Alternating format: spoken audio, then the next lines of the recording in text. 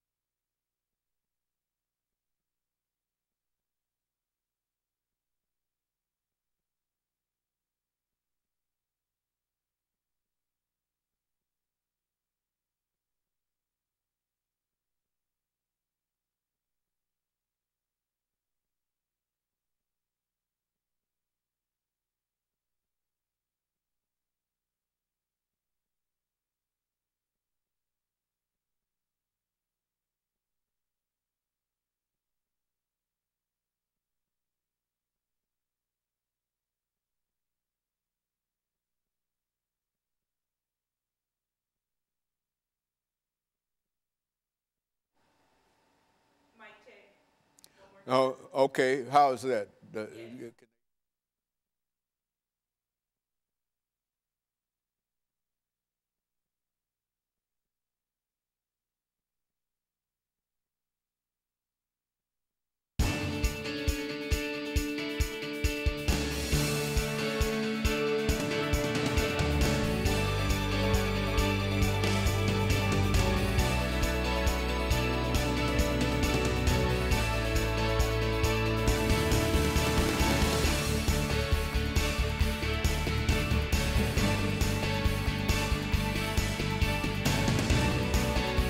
Thank you and welcome to the show this morning. The topic this morning is the change in face of the African American church at the 21st century. And we have with us as our guest this morning, Dr. LBaldwin, to talk about how the African American church has changed over the last century. And of course, Dr. Baldwin, let me welcome you to the show this morning. Thank you. To tell you how delighted we are to have you. But as I say each time, that you've been with us so many times, to talk about your background, your education, and your experience. I'm sure that all of our members of our audience understand who you are and the many, many, many books that you've written and your scholarship and et cetera. But for the sake of the audience, the sake of those few who might not know you, let's have you to give us some information in reference to your background, your education, and some of your experiences, and then we'll get into the change in face of the African American church at the 21st century. Let's do it from that perspective. All right. Thank you so much for inviting me here first, and it's great to be here during Black History Month. It is. I grew up in Wilcox County, Alabama, Camden, Alabama in the 1940s, 50s, and 60s. Deep roots in the African American church, particularly Southern Black Baptist Protestantism. I matriculated at the public schools in Camden, Alabama in the 1950s and graduated from Camden High School in 1967. And of course, from there, I matriculated at Talladega College in Alabama, was there 4 years, ultimately receiving a BA in history from Talladega. From there to Crozer Theological Seminary in Rochester, New York, where I received the MA in 1973 and the MDiv, Master of Divinity, in 1975. And from there to Northwestern University, where I was awarded the PhD in American Religion in 1980. So my educational pilgrimage has really occurred very much in connection with the Black church. Both are inseparable as far as I'm concerned in terms of my own development. As a matter of fact, did you at one time said that your father was involved in preaching? Did you tell us that? Yeah, that's right. Yeah, My father was a pastor in Wilcox County, Alabama, or Butler County, Alabama. He also felt that his ministry related very much to civil rights. So he was a force in the black church in Alabama. Very good. And so let's talk about the African American church, Dr. Baldwin, and to sort of start us off at the period of slavery. I mean, you know, we talk about the African American church and et cetera, but during slavery, Africans did not have an organized institution as a church. But nevertheless, they did have, speak to it from that perspective. Exactly. In the South particularly. Now, you did have in the antebellum North the development of institutional black churches. But in the South, we had essentially the invisible institution of the slaves, where they met in the woods and the thickets and the ravines to worship their God and to give expression to their spirituality. So you had in the South the invisible institution, and in the North the more visible institutions in terms of the institutional church. But in the pre-Civil War years, we know that black religion developed along both lines. But after the Civil War, you get, with the Emancipation Proclamation, you get the freedom of African Americans in the South, and then institutional church developments began to occur throughout the country. So since the period of Reconstruction, I think we can speak of the black church as a national phenomenon, spilling over into the North and the South. And that institution, of course, has taken on structural form and also a sense of mission since the Reconstruction period.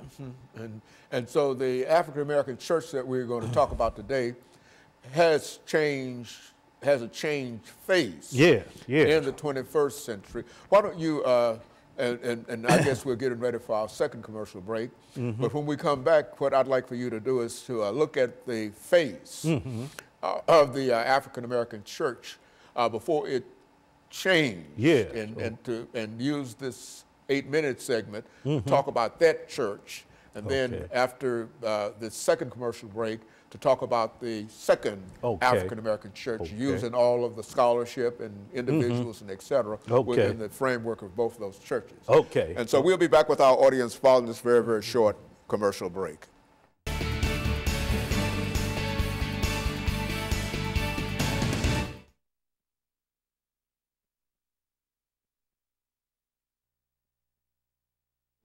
And how scholars today are viewing the church. And we'll do that during the last 10 minutes. And so that'll give you an opportunity to use names, associate some names and activities and et cetera with that area. And then after this second break, then we'll come back and we'll deal with that last part for the last 10 minutes. You ready? Yes, ma'am.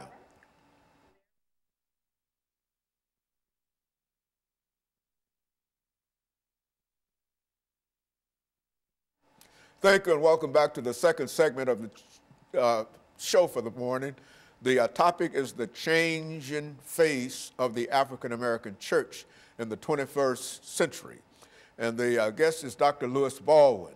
And Dr. Baldwin, let us see if we can pick up at this point and to talk about the African American church before it changed during the 21st century. Now, we know about that church largely through the scholarship of some of the pioneers like W.E.B. Du Bois and Carter Woodson, Benjamin E. Mays and Joseph Nicholson and E. Franklin Frazier. Now, Du Bois published the first history of the Negro church in 1903, and it used the tools of social sciences to critique the black church. Du Bois looked at the black church as a social institution, and I think his scholarship had a great influence on those scholars who came after him. Du Bois publishing the Negro Church in 1903, Carter Woodson comes along in 1921, publishes a book on the history of the Negro Church, and in 1933, Benjamin Mays and Joseph Nicholson published the Negroes Church, and in 1963, of course, E. Franklin Frazier published The Negro Church in America. And they all were concerned about how the black church functioned as a social institution. That black people could go to these institutions to feel a sense of racial unity, to feel a sense of their own personhood, to develop some sense of mission in these churches. But the argument in that first, among those first group of scholars in the 20th century was that the black church was essentially social. Of course, Du Bois and Carter and E. Franklin Frazier were sociologists. Carter Woodson was a historian. E. Franklin Frazier was a sociologist. So we can understand that the stress at that time was on the black church as a social institution and how it met the needs of black people. But there was that critique among these scholars also that the black church had not done enough to address the social, economic, and political problems confronted by blacks. So this scholarship occurred during that period of the traditional black church. We can talk about the new black church later. But the argument also focused around this question of just how involved the church was in civil rights activism. You take people like E. Franklin Frazier and W.B. Du Bois, Carter Woodson, they felt that the church had much to be desired in terms of its activism, that it was primarily responding to the religious needs of the people and not really responding appropriately to the social, economic, and political needs of the people.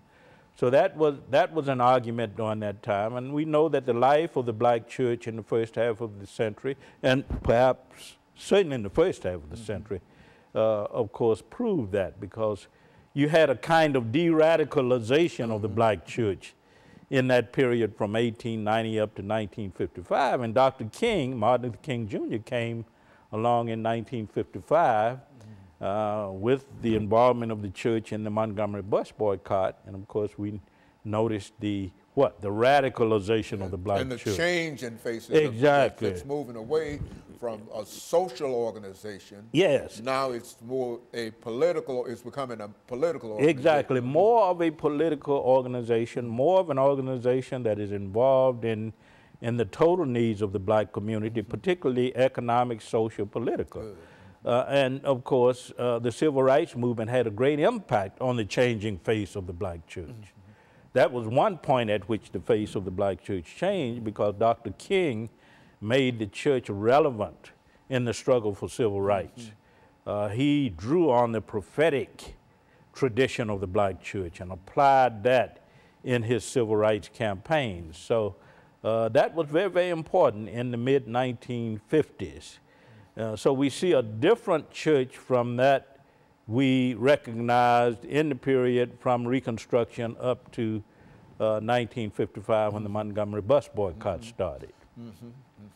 And so in a real sense, the church, while it changed, how did people react, did African Americans react to the change in face of this church? I think the African Americans on the whole, particularly those who were church connected, reacted quite well, because what Dr. King did and others who were involved in his Southern Christian Leadership Conference in the 1950s and 60s, they made Gandhi relevant, because many of Gandhi's ideas coincide very much with New Testament ideas in the Sermon on the Mount. Love your enemies, turn the other cheek.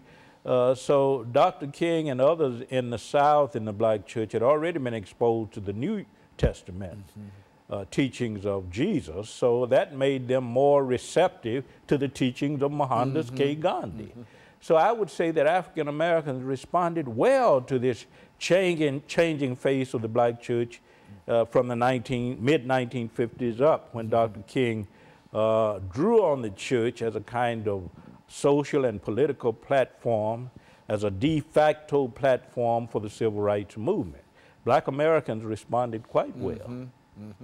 Very good. And so in a real sense, Dr. Baldwin, that the church, while it might not have been a political, economic, and social organization in the first instance, it still had to deal with social, political, and economic issues. Problems, yeah. And how did this church deal with social, and for example, during this period, lynching might have been a very, very important consideration. The KKK and all other kinds of organizations. Exactly. How did this first church respond to? Well, it depends on who you read. If you read, for an example, Gaylord S. Wilmore, who's written a very important work on African American religion, he argues that during the slavery period, the black church was very radical with people like Nat Turner, Denmark Vesey, and others. He argues that the period from 1890 to 1955 was a period of de-radicalization.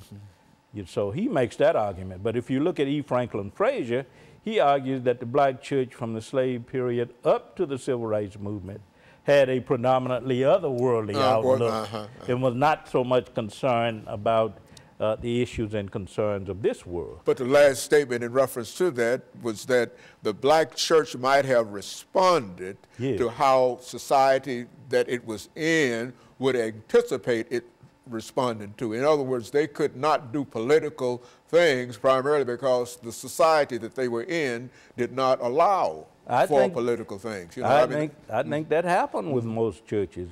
Gaylord Wilmore argued that most churches up to 1955 were Booker Wright churches. Okay, well, hold it and hold that thought, and we'll be back with our audience following this very, very short commercial break.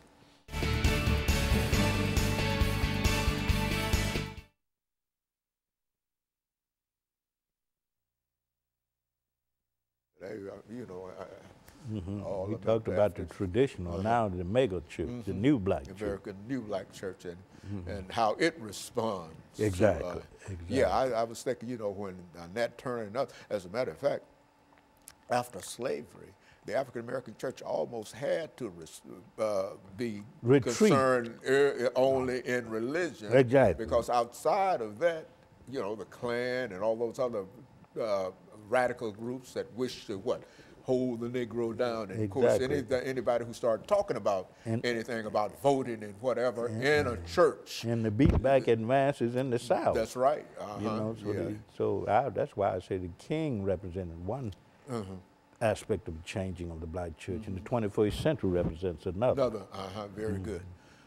Okay. Yes, ma'am.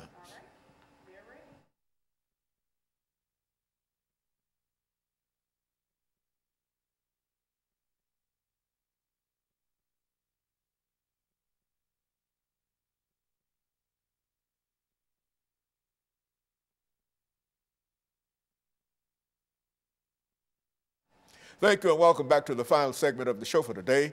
We're talking to Dr. LBaldwin, and he's giving us some information in reference to the change in face of the African American church in the 21st century. And Doctor, I think you've already indicated how the church faced the earlier century, immediately after slavery and et cetera. But now this church in the 21st century is a different church, and it has a different face. What made this church so much different? Let me begin by saying that my view is that the slave church represented the radicalized black church. The church from 1890 to 1955, during Reconstruction up to the beginning of the Civil Rights Movement, represented a kind of de-radicalized black church. The Civil Rights Movement re-radicalized the black church. But since that particular time, the death of Martin Luther King Jr. in 1968 particularly, we've seen a different kind of developing trend in the black church, and it has to do with the rise of mega churches and super mega churches. You look at mega churches being 2,000 to 5,000 members, maybe 7,000, but when you talk about super mega churches, you're talking about in the range of 25, 35,000 members. And we see now what scholars call a new black church. It's called the mega church, the super mega churches, led by figures like T.D. Jakes and Creflo Dollar, the late Eddie Long.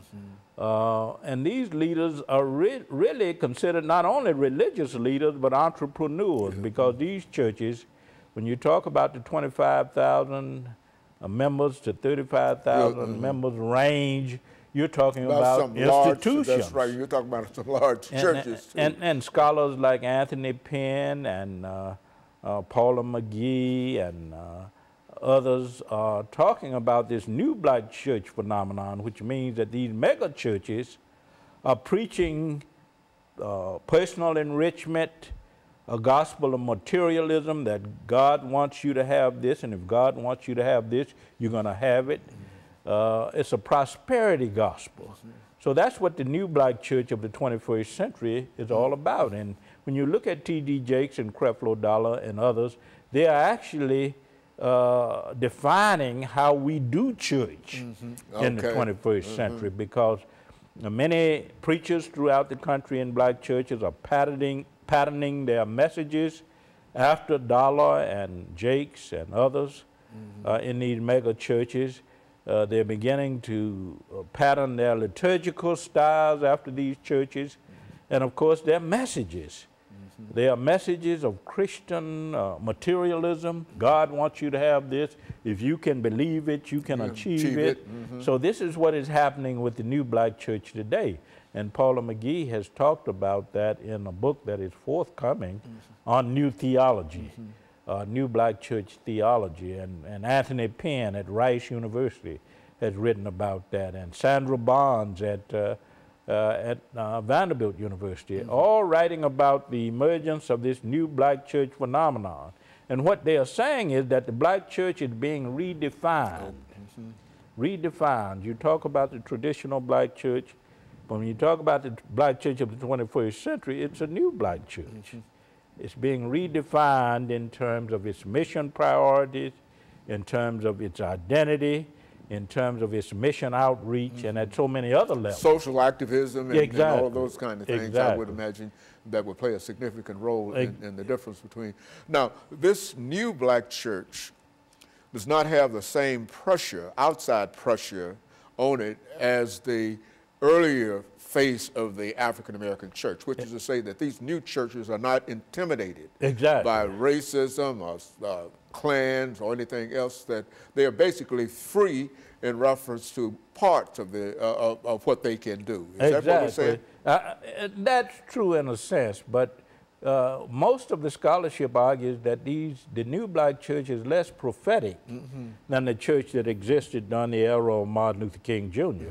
Because Martin Luther King Jr. preached a social gospel and made the church relevant to that gospel. He was concerned about how the gospel contributed to a sense of social action, how it contributed to the creation of a particular ethical ideal. And what we find in contemporary churches, the mega churches, the new black church, of course, is an emphasis on spiritual enrichment, personal salvation, but not that prophetic dimension that Dr. King brought to the church. That's what's missing, I think, in this new black church, this mega church, the super mega churches like Potter's House in Dallas, led by Dr. T.D. Jakes. Dr. King was concerned about how the church should be, how the church could be a voice of conscience, how it could be put to the service of bringing about social, economic, and political change through demonstrations and marches and other forms of direct action, nonviolent direct action. But you don't see that today with the new black church, the mega church and the super mega church. And so would you say that this new church is more a church of African-American nationalism, that is black nationalism, than perhaps the earlier church had been? I would say individualism, because the earlier traditions in the black church encouraged a kind of communal consciousness, the idea that the black community as a whole was one and that they had to struggle for the liberation of the black community. But today there's so much emphasis on individual salvation, so much emphasis on personal enrichment, so much emphasis on how I might improve my own situation. But I think the church during Martin Luther King Jr. era was put to the service of a communal revolution. That is, all people had to benefit from the changes that occurred in society. So you had the movement from the slave church, which was radicalized, to the church between 1890 and 1955 that was de-radicalized, from the church from 1955 to roughly 1968, led by figures like Martin Luther King Jr., re-radicalized, and what we see since the death of King in 1968, through the 70s, 80s, 90s, up to the present, of course, is the rise of the mega church phenomenon, super mega churches, which are not very prophetic. Churches that are very important in black life, but are not in the sense that they were in the time of Martin Luther King Jr. These are the churches, for example, that will talk about the African-American economic situation within the church. Exactly. And by using the members of that particular church able to, in a real sense, put forth some of the economic doctrines that having houses and other kinds of things that you wouldn't ordinarily think that a church would have. Exactly. But because they do have such a large membership, they can afford to become involved in renting cars and et cetera, et cetera. Is that what we're saying? And building homes for the elderly and that kind of thing. But what we see today, of course, with this new black church is, I think, a retreat from civil rights activism, prophetic civil rights activism. And I think that, of course, is a serious problem. It is.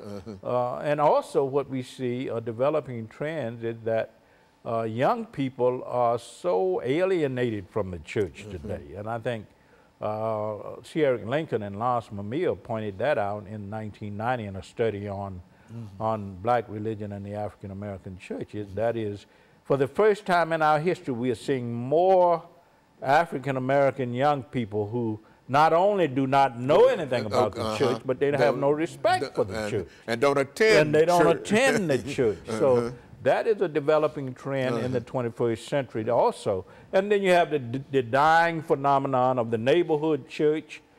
Churches are moving out of neighborhood into other communities. And of course, that is another trend, I think, that is defining the new black church of the 21st century. Very good. And of course, Dr. Baldwin, we're coming to the end of this show. And I think that the information that you've given sets up a good contrast between these two churches. And I think that our audience has some idea in terms of where they stand within these churches, you know, and so I want to thank you for that. And let me encourage our audience to tune in again next week for another informative edition of Comments. Thank you and good morning.